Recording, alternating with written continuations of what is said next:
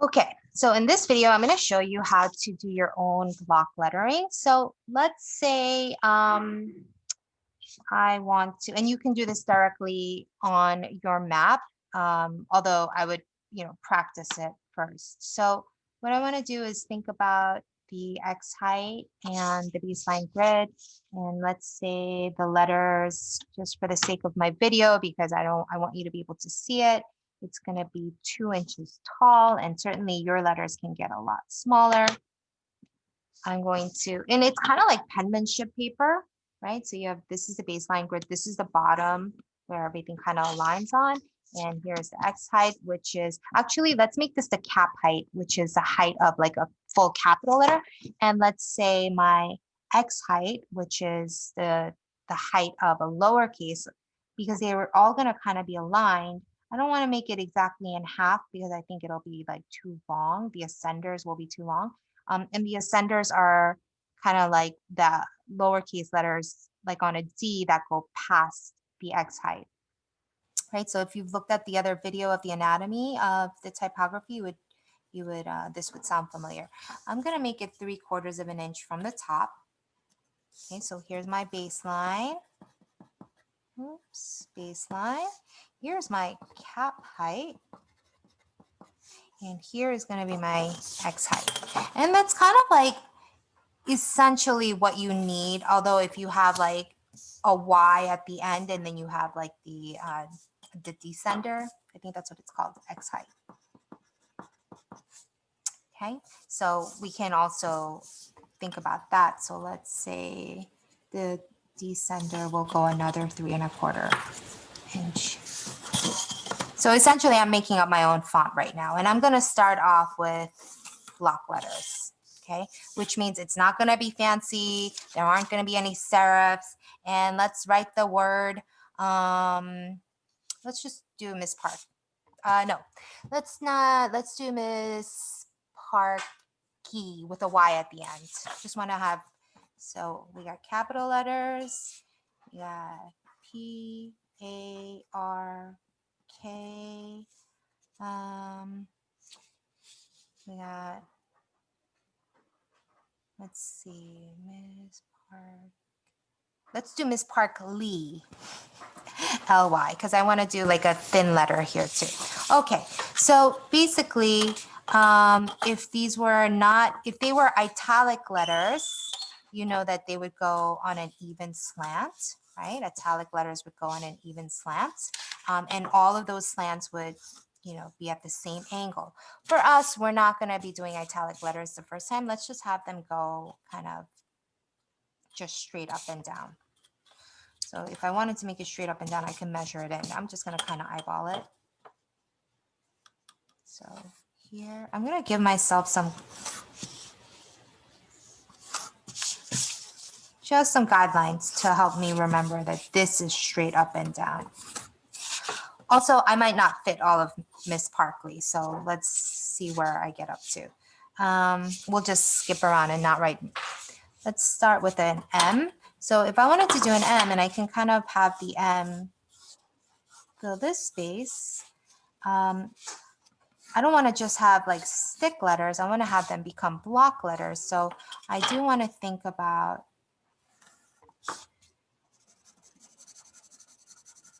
my letters are going to be pretty like skinny. And the thickness of this M in my font or my typeface is going to be the same. Now here's the thing with my angle here, I have to think about if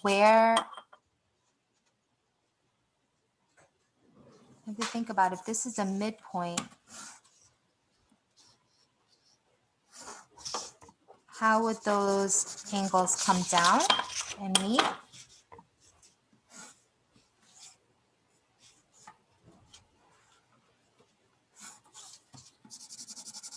So I have an M, and if I wanted to eventually turn all of this into serifs, I would think about, how those serifs would sit on the body of the M, right? So here would be my some serifs. Let me see.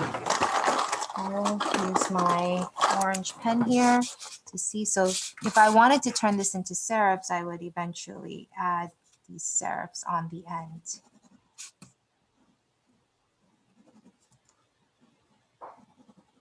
Okay.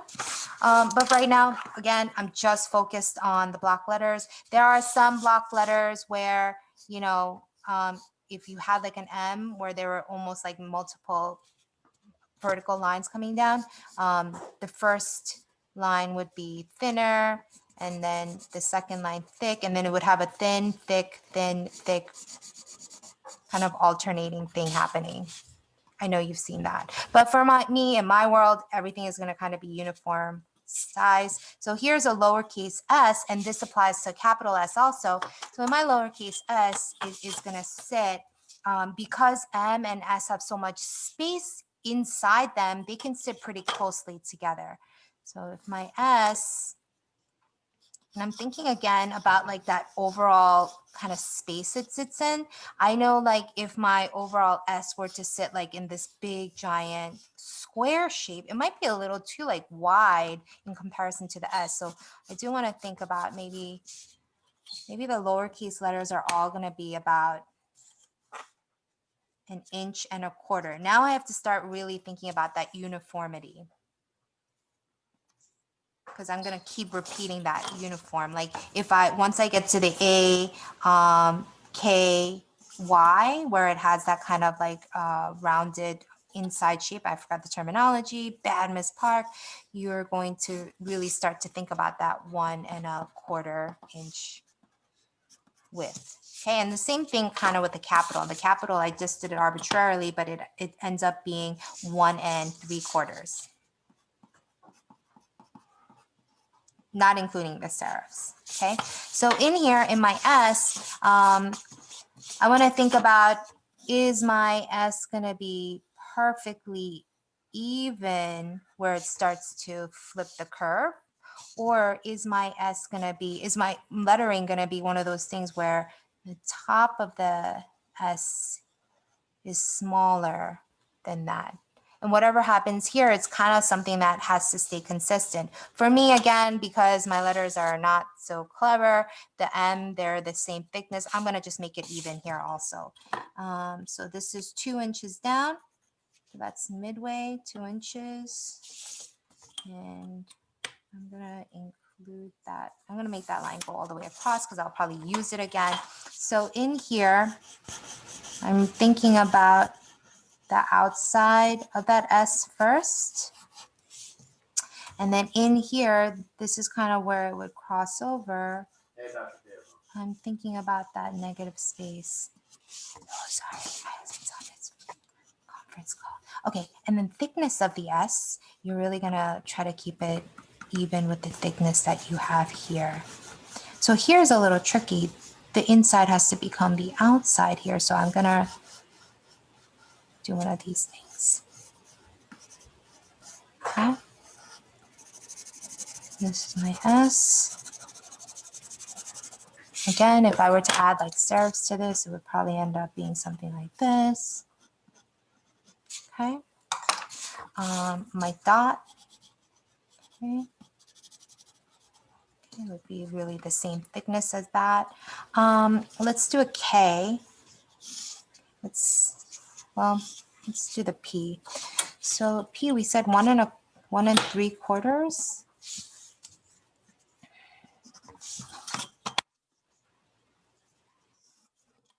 So again, the same thickness here.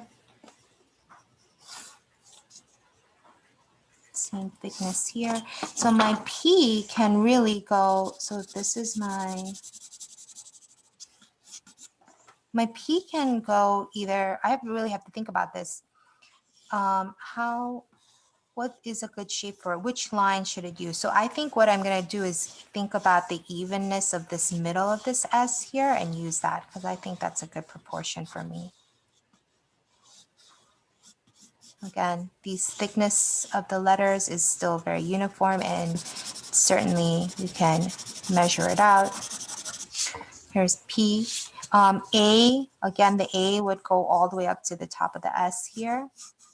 And we want it to be 1.25, same as the S. So I'm gonna again think about that kind of space that it sits in this kind of square shape. Okay, so I'm gonna think about that. And I'm again using this midpoint of that S to think about how, so this is one of those fancy ampersand A's.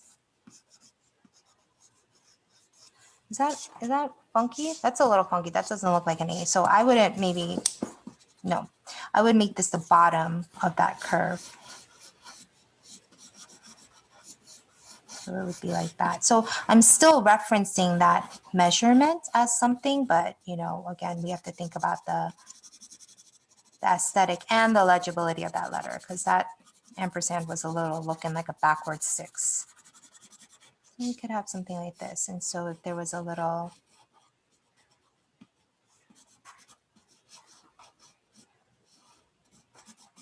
maybe that's what it would look like this line with the curve out. So here's an R. So you essentially, you understand what's going on. And when you have a descender with a little Y at the end, you know, it would just come down to the same height on the bottom, which actually, now that I'm thinking about it, I totally messed up. This was supposed to be our descender, right?